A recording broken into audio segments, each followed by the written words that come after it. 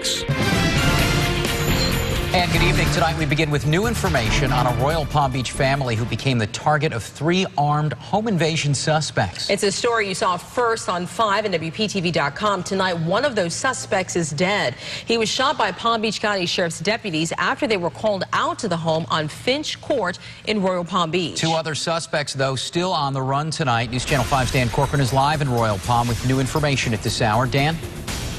Well, John and Tanya, one of the victims, a young female, was actually able to call 911 last night after escaping through a bedroom window of this home behind me. All this, as investigators say, 3 masked men forced their way inside. 4410.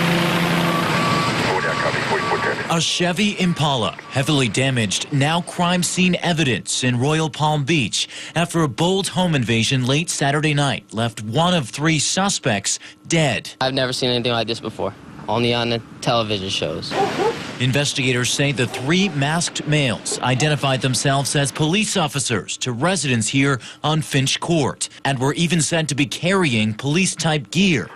It is pretty scary, you know, when you live here your whole life, you don't, you see this stuff on the TV, but you don't realize, it'd be happening, in your development where you live in.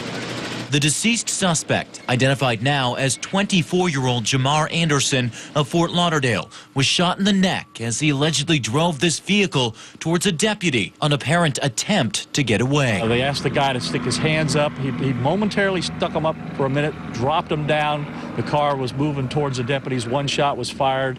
The driver was deceased on the spot. A man, a woman, and their daughter inside the home were okay and told authorities they did not know the suspects. We've had these type of incidences before. It's not uncommon in South Florida. I mean, once in a while you get cars broken into from different police agencies and they take police items. The sheriff says a real member of law enforcement would never be in disguise. Police don't go to your front door wearing a ski mask.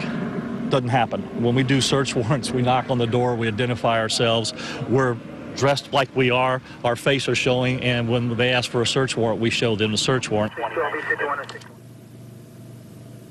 And it's still unclear why this home may have been targeted. The sheriff's office continues to look for those 2 remaining suspects, both of whom are African-American males between 180 and 190 pounds and both about 6 feet tall. And it's also unclear if the sheriff's office knows the identities of those 2 remaining suspects. For now, we are reporting live in Royal Palm Beach. Dan Corcoran, WPTV News Channel 5.